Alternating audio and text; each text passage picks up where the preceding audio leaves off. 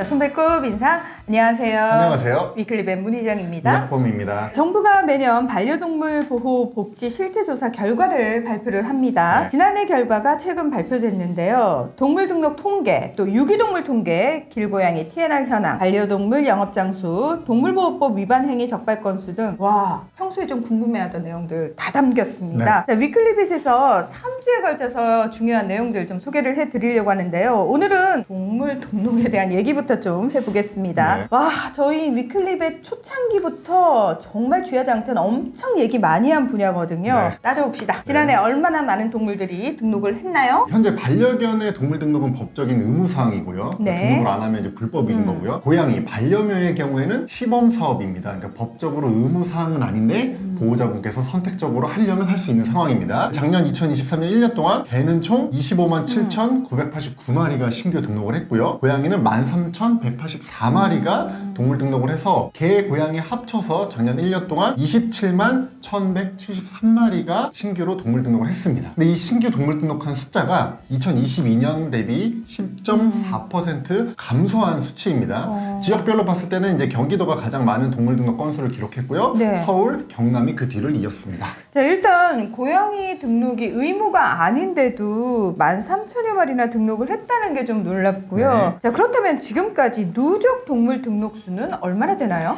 개는 현재까지 누적 324만 4,234마리가 등록을 했고요. 고양이는 누적 4만 1,982마리가 등록을 했습니다. 고양이의 경우에는 이 동물 등록 시범 사업이 2019년에 33개 지자체에서 시행이 돼서 2022년에 전국 모든 지자체에서 시행이 됐거든요. 네. 그러니까 이제 고양이는 동물 등록을 우리나라에서 시작한 게 이제 5년밖에 안 된 거죠. 그렇죠. 근데 이제 반려견의 경우에는 시범 사업을 쭉 하다가 2014년에 전국적으로 확대 시행이 됐습니다. 그러니까 이제 반려견의 동물 등록은 이미 시행된 지가 이제 10년이나 된 거죠. 그 유구한 세월 동안 동물 등록을 해놓고도 사망한 반려견 있겠죠? 누적 수치에 이 사망한 개체 수는 빠져 있는 거겠죠? 이 너무 좋은 질문입니다. 네. 이 누적 개체 수가 지금 얼마라고 했는데 여기 등록을 했는데 죽은 개체가 포함되어 있냐 빠져 있냐 이게 이제 중요한 수치가 될 거잖아요. 네. 그 등록한 반려동물이 사망을 하게 되면 30일 이내에 죽음 신고, 우리 동물 등록 변경 신고라고 하죠. 이걸 하셔야 됩니다. 그래서 앞에서 언급한 이 동물 등록 누적 수치는 죽음 신고, 동물 등록 변경 신고를 한 개체 수를 뺀 수치이긴 합니다. 그런데 이제 반려동물 보호자분들께서 이 동물 등록 변경 신고 자체를 모르시는 분들이 굉장히 많아요. 그래서 죽음 신고를 하지 않은 경우가 꽤 많을 걸로 추정이 되거든요. 그래서 이 329만 마리라는 누적 동물 등록 개체 수는 사실 정확하지 않다고 보는 게 맞습니다. 나 동물 등록했으니까 이제 끝 이게 아니라 네. 예를 들어서 그 등록한 동물이 죽은 경우 네. 또는 소유자가 변경된 경우 보호자의 주소나 연락처가 바뀐 경우 이 동물 등록 변경 신고도 법적으로 의무화되어 있다는 사실 네. 여러분이 기억을 해 주셔야 될 것 같고요. 네. 자, 그리고 내장형과 외장형 등록 비율도 살펴봐야 합니다. 네. 동물 등록 방법 중에서 외장형은 좀 잘 떨어지기도 하고 진짜 동물 버리려고 마음 먹으면은 제거하기가 정말 쉽잖아요. 그래서 저희가 동물 등록 실효성 없다라고 계속해서 반복적으로 말씀을 드리고 있는데 지난해는 어땠습니까?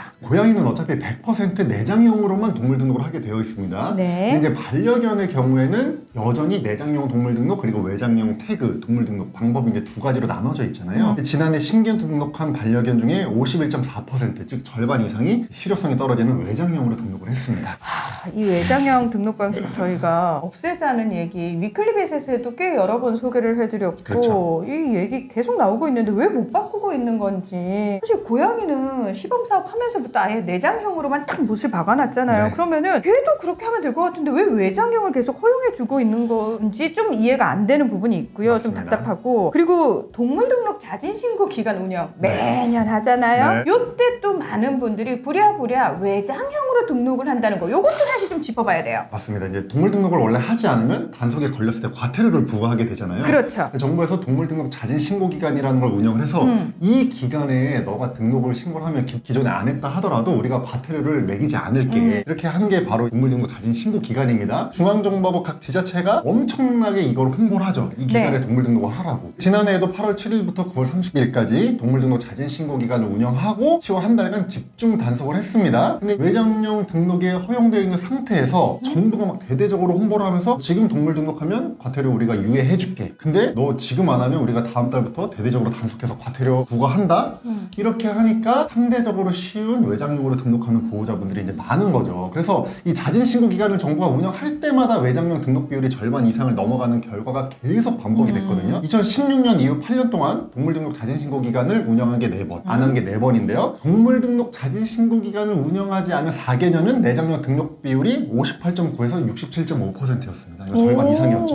근데 자진신고 기간을 운영한 4개년은 모두 실효성이 없는 외장형 등록 비율이 절반 이상이었습니다. 이게 작년에도 반복이 됐습니다. 어떻게 보면은 당연한 결과가 아닐까라는 생각도 좀 드는데 그냥 내장형으로 등록 방법을 일원화한 다음에 대대적으로 여러분 동물 등록하십시오 자진신고 기간입니다 이렇게 하는 게 훨씬 효율적일 것 같은데 네. 왜 자꾸 사람들이 손쉬운 방법을 택하게 되잖아요. 그럼요. 대다수가 네. 그거를 그냥 허용을 해주는지 좀 답답한데 설마 올해도 동물 등록 자진신고 기간을 운영을 하는 건가요? 네, 설마 올해도 운영을 합니다. 8월 5일부터 이제 9월 30일까지 동물 등록 자진신고 기간을 운영을 하고요. 10월 네. 한 달간 집중 단속을 시행한다고 이미 밝혔습니다. 정부가 이제 제가 봤을 때는 이 동물 등록제라는 제도의 실효성보다는 이 숫자라는 실적 채우기에 좀 급급한 모습이고요. 비판을 안 할래야 안 할 수가 없는 상황입니다. 뭐 어쨌든 올해도 동물 등록 자진신고 기간이 운영이 된다고 하니까요. 깜빡하고 안 하신 분들 하시면 정말 좋겠죠. 그런데 우리가 동물 등록을 하는 이유가 있잖아요. 소중한 나의 반려동물을 잃어버렸을 경우 내가 아무리 관리를 잘한다고 해도 여차하면 그런 불상사가 발생을 하거든요. 그랬을 때 내 아이를 금방 또 되찾기 위해서 그런 맞습니다. 목적이 사실은 가장 크지 않습니까? 그렇기 때문에 내 아이를 위한 방법이 어떤 건지 조금 더 보호자분들께서 고민하신 다음에 아이에게 훨씬 좋은 방식으로 좀 해주셨으면 하는 마음이 있고요. 진짜 동물 병원 가가지고 내장형으로 금방 하면 너무 쉽거든요. 맞습니다. 예. 네. 자 그리고 제발요 외장형 좀 없으면 안 돼요? 아니 그 자진신고 네. 기간 운영하는 동안 여러분 내장형으로 하셔야 됩니다. 이러면은 사실 보호자 입장에서도 선택의 여지 없으니까 그냥 내장형으로 할 거거든요. 제발요 일을 좀 효율적으로 했으면 좋겠고요. 반려동물과 사람이 잘 어우러지는 세상을 위해서 우리가 이런 거 저런 거 얘기하지 않습니까? 외장형 좀 없애주세요. 네. 이 클립에 오늘은 여기서 마무리하겠습니다. 함께 해주셔서 고맙습니다. 감사합니다.